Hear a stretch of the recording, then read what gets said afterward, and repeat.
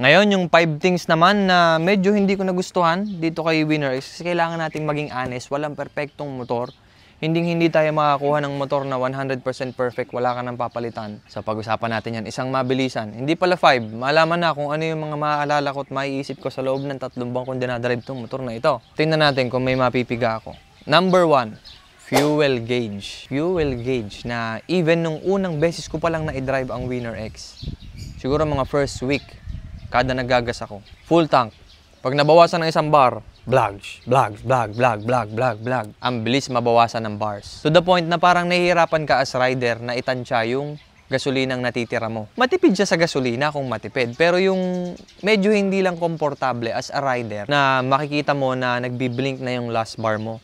Nagbiblink na yung last bar. Pag nakita mo nagbiblink na yun, ibig sabihin nung konting-konti na lang yung gas mo. When in fact, dito kay Winner X, pag nagblink na yung last bar na yon, napakarami pang laman. As in, napakalayo pa ng makarating mo dito sa Winner X na to.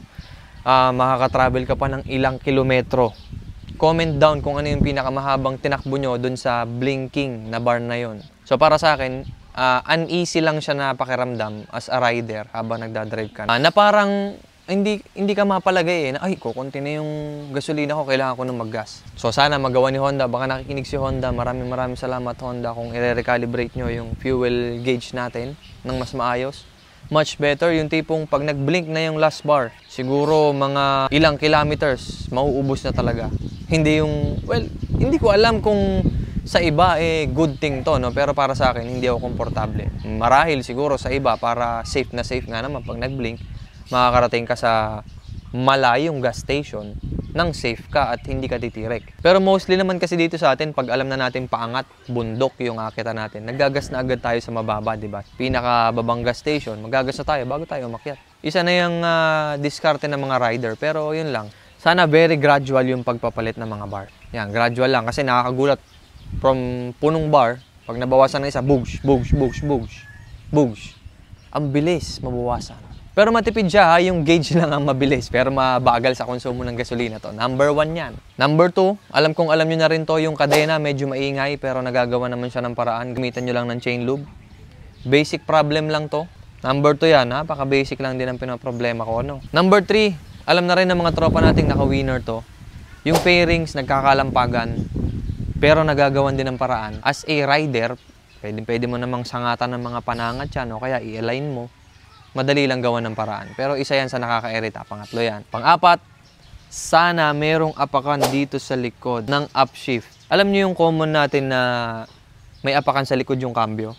Mas gusto ko yun. Dagdag comfort yun. Promise. Honda, baka naman. Pero kung hindi man nila i-upgrade, kasi feeling ko, ganito na talaga yung mga lalabas. Kasi magandang dating ng 1 down, 5 up. Kesa yung paapak. Mas pro kasi tingnan to na disungkit kesa yung di-apak. Pero for me, as medyo matagal na rin nagdadrive ng motor at mas pinapaboran na yung comfort over sa aesthetics lang, parang mas okay kung may apakan dito. Many will agree.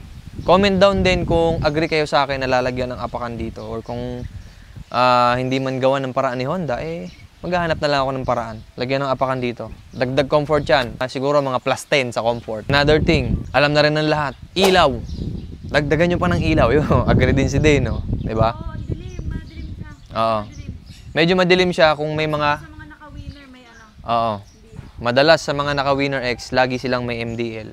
Kasi yung ilaw natin medyo bitin talaga. Siguro sa gabing sobrang madilim na ikaw lang, maliwanag siya. Pero pag may mga kasalubong ka na nag-a-adjust yung mata mo sa liwanag, hindi mo na mapapansin yung sarili mong ilaw. Yun lang. Aside from that, ito pa pala. I forgot to mention na kanina ko pa rin binabanggit, mapaunahan pa lang ng video, yung limit natin. Taasan lang natin ng konti. Kasi naka 4 valves na rin naman to. DOHC na rin naman to. So high revving, rev happy ang motor na to. So palayain natin ng konti. Honda baka naman. Palayain natin ng konti yung RPM niya. Kahit mga 500 RPM lang. Yun lang ang hiling ko talaga. Kasi pag nagpalit ka na ng mamaw sprocket set, kung mamaw ka rin na rider, maabot mo yung limit. Pero kung normal na rider ka lang naman, chill lang, ganyan, gamit mo lang pang daily. Sa totoo lang, wala ka nang kailangan palitan kay Winner X. Stock mags, stock gulong, stock preno, stock sprocket, stock ilaw.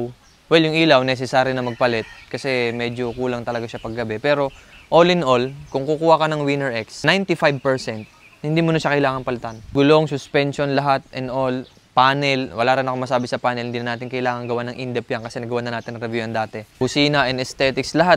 Huwag na nating isipin yan ngayon, pero 95% sa kanya. Galing ka sa, pwede mo nang ilong ride, komportable, may power, may performance. Wala na akong mahiling. As in, yun ang advantage ni Winner X. 95% goods na siya. Ano yung 5%? Yun yung ilaw. Ilaw lang. Sa performance, wala na rin ako masabi. Hindi nyo maabot ang sagad-sagad na limit niyan, yung diretsuhan na long stretch. Hindi nyo maabot yan sa all stock. Huwag kayong mag-alala. Ay, naalala ko lang yan, yung limit na yan.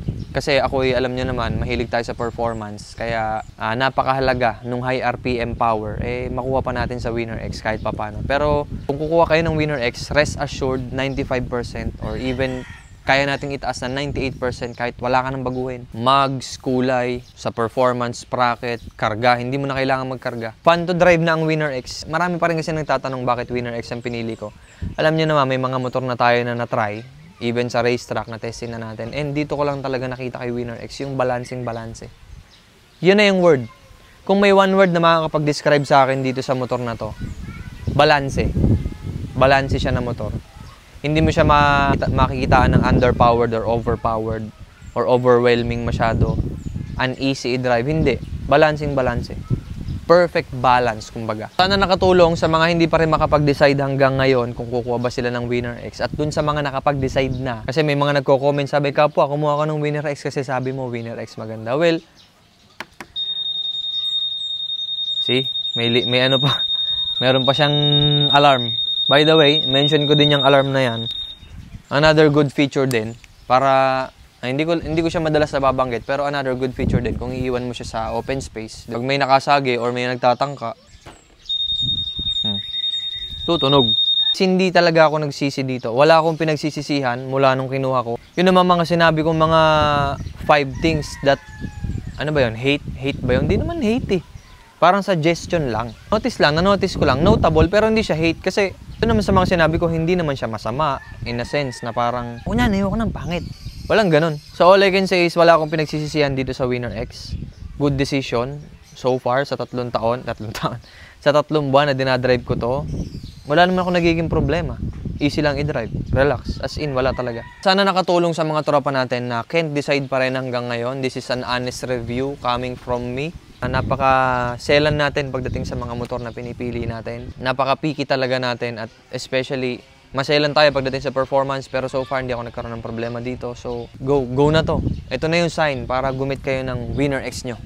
Lalo na sa panahon ngayon. Ang kunin nyo yung ABS racing, yung ganito. Pero bahala pa rin kayo, nasa inyo pa rin ang choice. Tignan nyo naman, pinaltan ko siya ng black mugs. Kayo na mag-decide. Marami pa tayong pagsasamahan sa Winner X natin. Click, like, and subscribe sa mga tropa natin na nakakapanood kasi na-appreciate ko yan. Isang mabilisan lang. Hanggang sa muli.